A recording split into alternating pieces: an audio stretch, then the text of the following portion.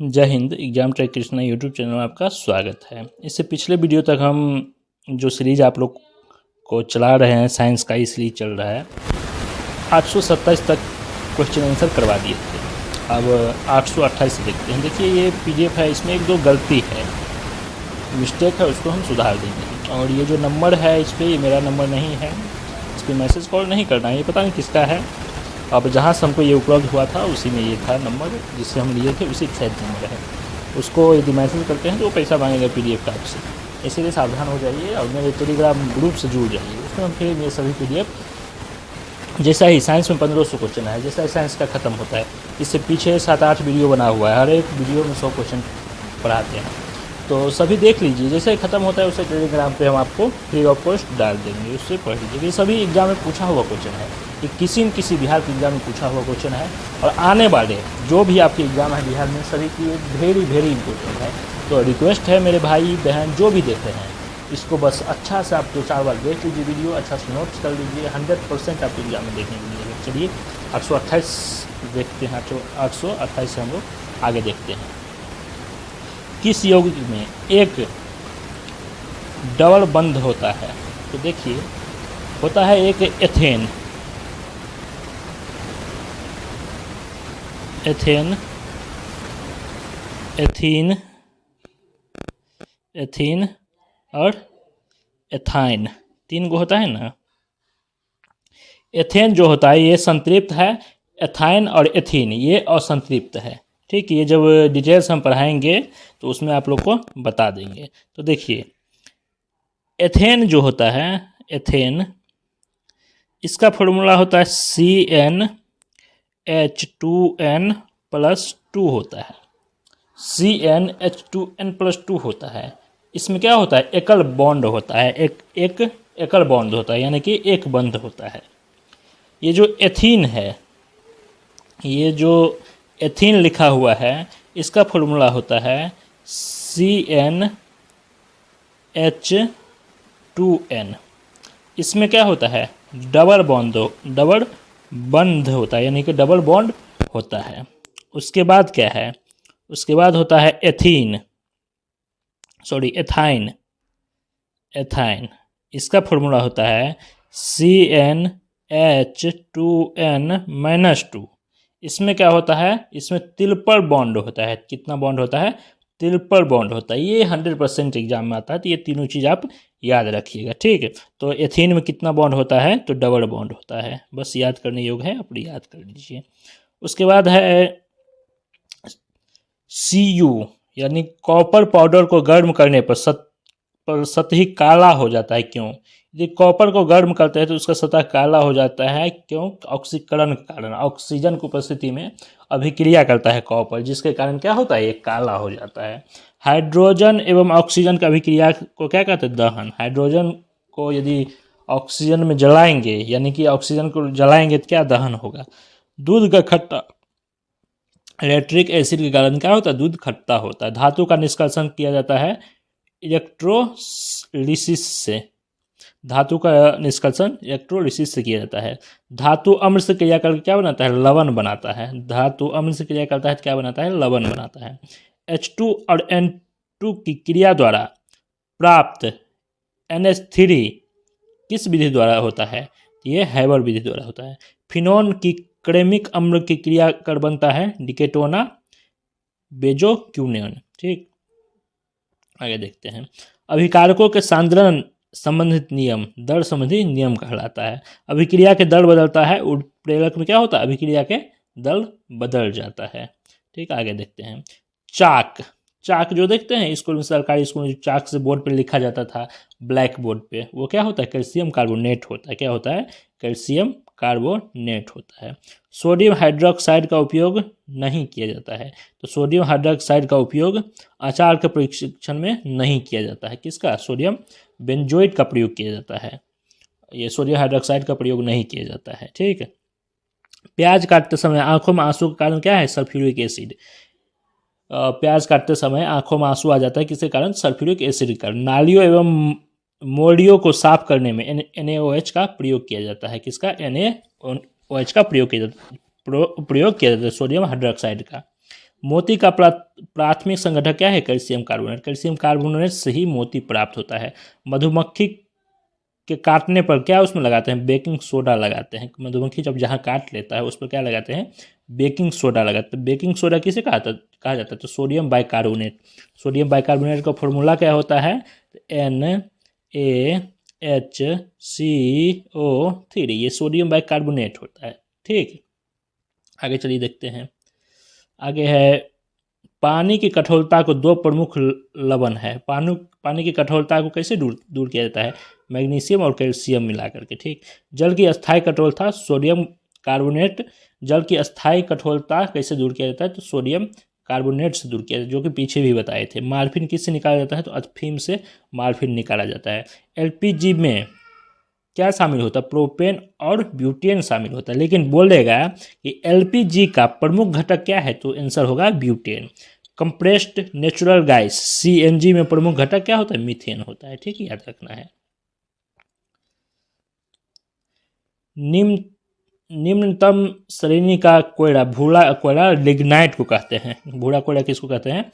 Lignite को कहते हैं। लिग्नाइट कहाँ पाया जाता है? ये तमिलनाडु क्षेत्र में पाया जाता है। दहन क्रिया निवाज गैस क्या है? ऑक्सीजन है। ऑक्सीजन जहाँ नहीं रहेगा वहाँ क्या है? आग नहीं पकड़ पाएगा। बायोगैस का अन्य नाम क्या है? गोबर गैस। बायोगैस को गोबर गैस भी कहते हैं। देशों के बीच तेजी से एकीकरण कहलाता है वैश्वीकरण। देशों के बीच तेजी से एकीकरण वैश्वीकरण कहलाता है। इमली में मौजूद टार्ट्रिक एसिड रहता है। दूध में लैक्टिक एसिड रहता है। प्रोटीन उपस्थित अम्ल अमीनो अम्ल। प्रोटीन में उपस्थित कौन सा अम्ल होता है? अमीनो एसिड होता है। ठीक, नींबू एवं संतरा में सिट्रिक एसिड होता है। एसिडिटी कम करने के लिए क्या करते हैं? बेकिंग सोडा खाते हैं एसिडिटी कम करने के लिए। ठीक है, आगे चलिए देखते हैं। पीएच पैमाना उदासीन 7 होता है, यानी कि जल का पीएच मान 7 होता है और समुद्री जल का पीएच मान 8.4 होता है। अम्ल का पीएच मान 7 से कम होता है। क्षार का पीएच मान 7 से अधिक होता है। अम्ल एवं क्षार की अभिक्रिया कहलाती है उदासीनीकरण अभिक्रिया। अम्ल एवं क्षार की अभिक्रिया क्या कहलाता है? उदासीनीकरण अभिक्रिया। खाना पकाने के समय सामान्य घटक क्या है? Baking soda. खाना पकाने के सामान्य घटक बेकिंग सोडा है। बेकिंग सोडा का रासायनिक नाम सोडियम बाइकार्बोनेट NaHCO3 होता है। बेकिंग सोडा का अन्य नाम खाने का सोडा होता है। जल मिश्रित एसिटिक अम्ल का सामान्य नाम क्या है? सिरका है। नीले लिटमस पत्र को लाल कर देता है अम्ल, याद रखिएगा। और नीला मतलब क्या है? अ से अम्ल, न से नीला को लाल कर देता है, यानी कि अम्ल जो है नीला लिटमस पत्र को क्या करेगा? लाल कर देगा। उसके बाद याद रखिएगा छलानी, नी, इसके मतलब क्या होगा? क्षार लाल को क्या करेगा? नीला कर देगा। क्षार जो है लाल को क्या करेगा? नीला कर देगा। ये याद रखना है। ठीक है, चलिए आगे देखते हैं।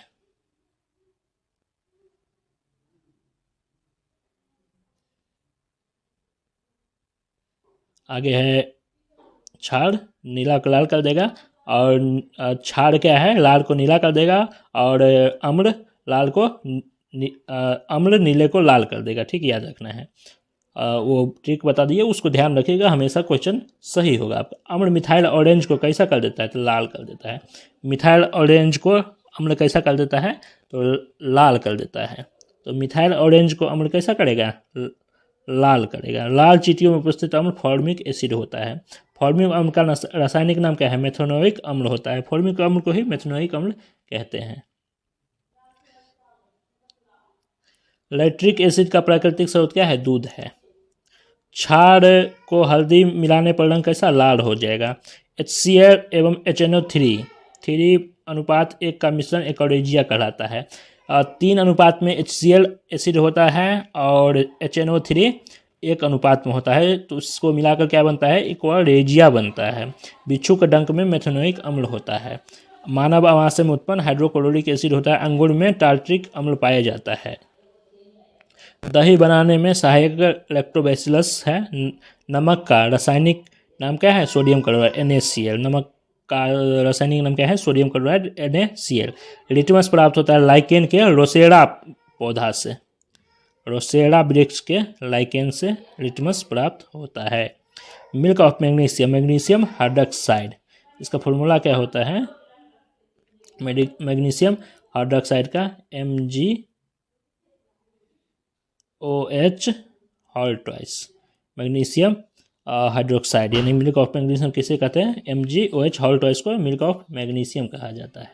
ठीक, आगे देखते हैं। मांसपेशियों के ऐंठन के कारण क्या है, इलेक्ट्रिक एसिड की कमी के कारण ही क्या होता है, मांसपेशियों में ऐंठन होने लगता है। ऑक्जेलिक एसिड का प्राकृतिक स्रोत क्या है, टमाटर है। अम्ल जड़ में आयन प्लस H+ आयन देता है और क्षार OH- देता है, याद रखिएगा।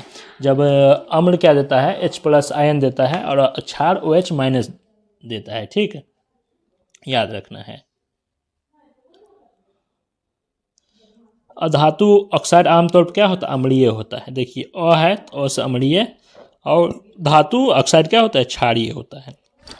याद कैसे रखना है, तो देखिए धातु यानी कि लोहा पे क्या होता है, ऑक्सीजन के कारण क्या होता है, क्षारीय तत्व उस पर जम जाता है। इसीलिए याद रखना है कि धातु क्षारीय होता है और अधातु अम्लीय होता है।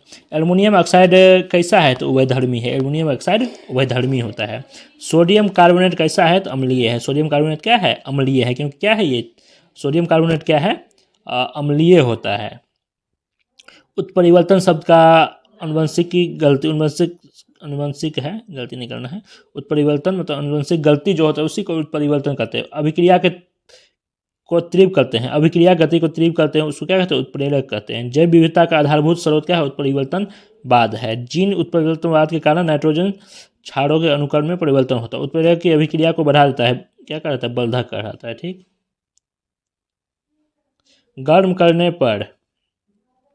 गर्म करने पर निरूपण हो जाना वाला प्लास्टिक क्या है, थर्मोप्लास्टिक। थर्मोप्लास्टिक मतलब समझ रहे हैं कि गर्म करने पर वो जैसा अवस्था में है उस अवस्था से पिघल जाएगा और फिर गर्म करने पर मतलब अवस्था चेंज हो जाता है, यानी कि उसको फिर से प्राप्त किया जाता है। इसका उदाहरण हो गया पॉलीथीन वगैरह, ये सब रबर, ये क्या है, थर्मोप्लास्टिक। थर्मोसेटिंग प्लास्टिक उसको कहते हैं जो कि एक बार वो यदि अपना रूप से दूसरा रूप में चला गया फिर अपने रूप में वो नहीं आएगा। जैसे कि टाइल्स वगैरह BPSC में पूछा गया था कि टाइल्स कौन सा मिलाना है, तो थर्मोसेटिंग प्लास्टिक है।